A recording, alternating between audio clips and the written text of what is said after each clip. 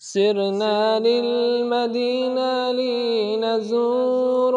نرى الأنوار نشتم عطور رب الأرباب تجلى بنور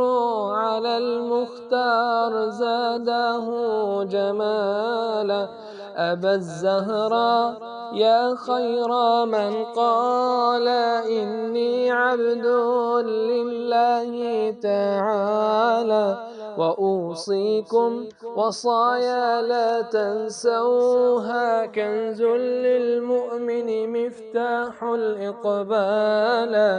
اذكروا الله كل حين واسألوا العفو والوصال اذكروا الله كل حين واسألوا العفو والوصال وإن عاملتم بما أوصيكم فإنكم تنجوا من الغفال أبا الزهراء يا خير من قال إني عبد لله تعالى.